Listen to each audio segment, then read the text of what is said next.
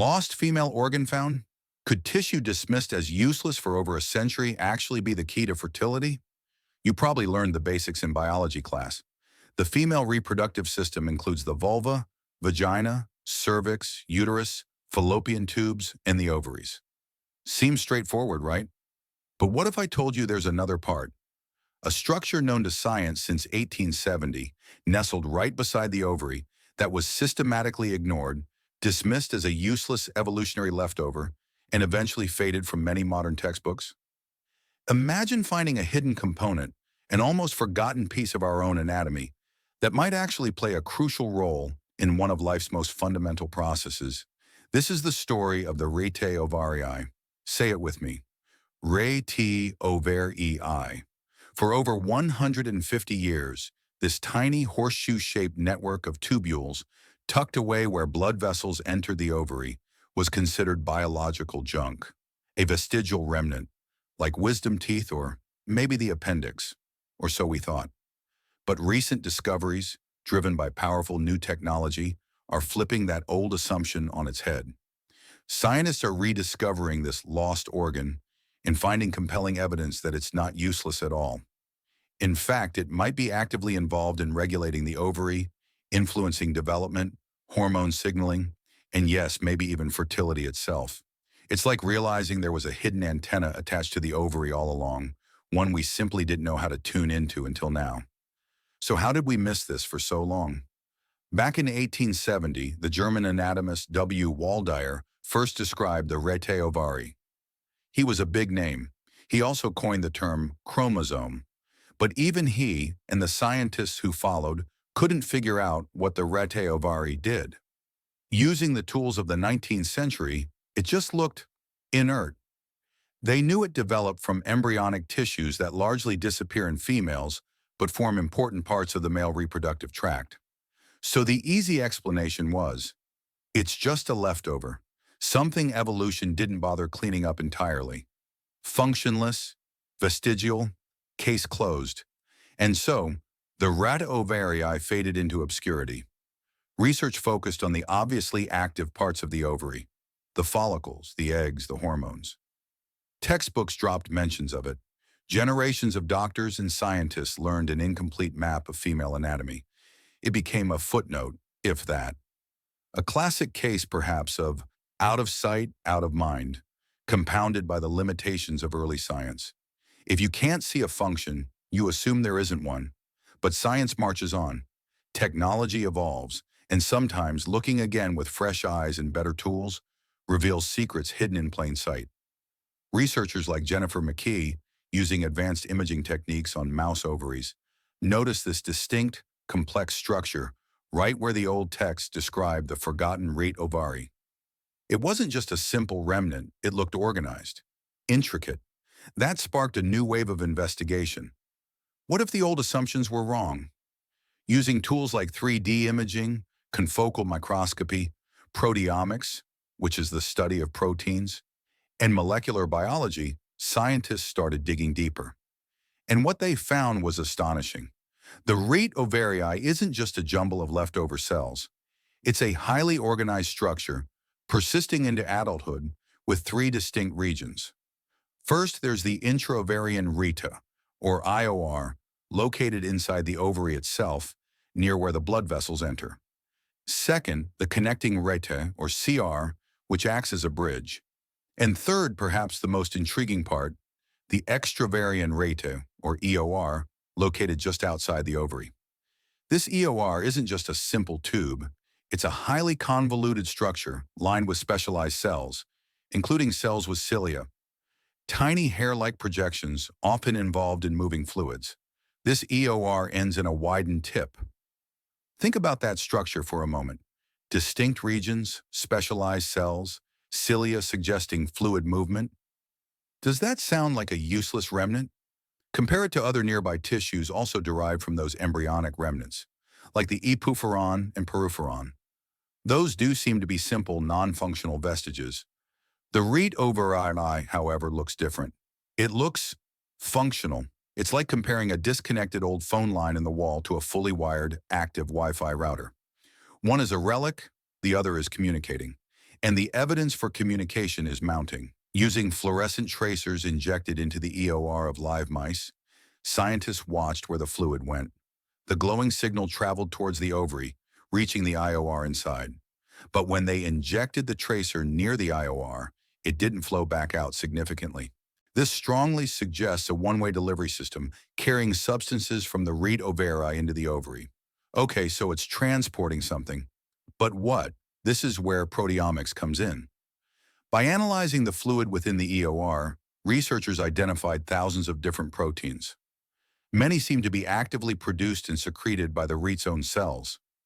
They found the molecular machinery for secretion, things like snare complexes and rete proteins, basically the cell's postal service for packaging and sending out molecules. And crucially, they found specific, important proteins being transported.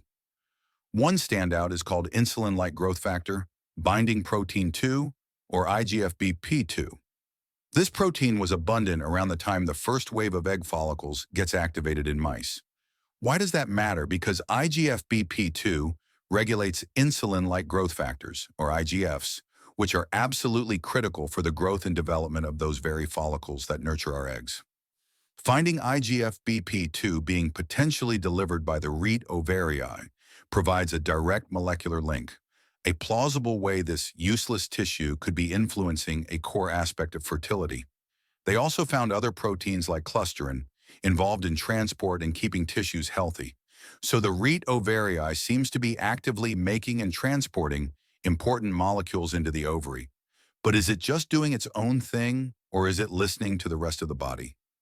Evidence suggests it's listening. Scientists found that the cells of the rete ovarii have receptors for major female sex hormones, estrogen and progesterone. This means the rete can sense the hormonal fluctuations of the reproductive cycle. In mice, the activity of certain genes in the rete changes with the estrous cycle, peaking when estrogen is high. It even seems to secrete proteins related to egg maturation in sync with these hormonal surges. This isn't the behavior of a passive leftover. It suggests the rete is dynamically responding to the body's cues, potentially fine-tuning its support for the ovary based on the stage of the cycle. This leads to a really compelling idea, the ovarian antenna hypothesis. Look at where the extravarian rete sits, right at the junction point, surrounded by blood vessels bringing hormones from afar, directly contacted by nerve endings relaying signals from the nervous system, and even associated with immune cells. It's perfectly positioned to sense the body's overall state, hormonal levels, stress signals, maybe even metabolic status. The hypothesis is that the rete ovarii acts like an antenna, picking up these diverse signals. Then using its secretory machinery and maybe even tiny muscle contractions in its walls, it processes this information and sends specific messages, like IGFBP2, packaged in fluid, directly into the ovary to help regulate its function and keep things running smoothly. The Robin to the ovary's Batman, perhaps? The essential backstage crew making sure the star can perform? What does this all mean? Well, first, it fundamentally challenges over a century of anatomical dogma. If this holds true, especially in humans, the rete ovarii isn't vestigial. It's a functional part of the female reproductive system. Researchers are already suggesting it should be officially added back to the list of reproductive tract organs in textbooks and anatomical charts. That's a big deal. It means our basic map of female anatomy might have been missing a key piece. This forces us to rethink how the ovaries are regulated. We knew about the big hormonal loops involving the brain, pituitary gland, and ovaries. We knew about local signaling within the ovary, but the rete ovarii introduces a new potential layer, an adjacent support structure acting as an intermediary, translating systemic signals into local support for the ovary. It suggests a more sophisticated, integrated system than we previously understood. And this isn't just abstract biology. If the rete ovarii is important for normal ovarian function, then problems with it could potentially contribute to real-world health issues. Think about unexplained infertility. Could some cases, where the ovaries themselves seem fine, actually be due to a malfunctioning rete ovarii, failing to provide necessary support or signals? What about conditions like primary ovarian insufficiency or POI, where ovarian function stops before age 40. In many cases, the cause is unknown. It's called idiopathic. Could defects in the rete ovarii be a missing piece of that puzzle for some women? Or consider polycystic ovary syndrome, PCOS, a common and complex disorder. Could altered rete signaling play a role in the hormonal imbalances or follicle issues seen in PCOS? These are still speculative questions requiring much more research, especially in humans. But the possibility is tantalizing. If we understand the ret's role, could we develop new diagnostic tools, maybe screen for ret dysfunction?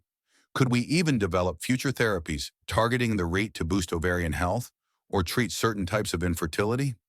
It's fascinating to see how our understanding of vestigial organs is changing. The appendix, long dismissed as useless, is now known to have immune functions and act as a safe house for gut bacteria. The mesentery, folds of tissue in the abdomen, was reclassified as a continuous organ just a few years ago, in 2017, after its crucial roles were recognized. The rete ovarii seems to be on a similar path of scientific redemption. It reminds us that absence of evidence isn't evidence of absence. Just because we couldn't see the function before doesn't mean it wasn't there. So we have this structure, known for over 150 years, ignored for most of that time, now re-emerging as a potential key player in female fertility and ovarian health. A lost organ, found again through the lens of modern science. It's a story about challenging old assumptions, about the power of new technology to reveal hidden complexities, and about the enduring mysteries still held within our own bodies. Of course, many questions remain. The most crucial one is confirming these functions definitively in humans. Mouse studies are powerful, but we need to know if the human rete ovarii works the same way. How essential is it really? Is it absolutely critical or more of a fine-tuner? What are all the signals it sends and receives? How exactly does it influence follicle development or ovarian aging? And can we directly link rete problems to human diseases like POI or specific types of infertility? Researchers are tackling these questions right now, using advanced techniques. But finding the answers will take time and careful work. But the journey itself is profound. It tells us that even in the 21st century, our understanding of something as fundamental as human anatomy and physiology is still evolving. There are still discoveries to be made, assumptions to be questioned, and complexities to embrace. The rediscovery of the rete ovarii isn't just about adding a line back into a textbook. It's about opening a whole new chapter in understanding female reproductive biology with potential implications for the health and well-being of millions. What other secrets might our bodies or our ancient past still hold? What other useless remnants are waiting for the right tools, the right questions to reveal their hidden purpose? The exploration never really ends. If you're curious about what other hidden histories and forgotten knowledge might be lurking just beneath the surface, stick around for our next deep dive. You might be surprised at what we uncover together.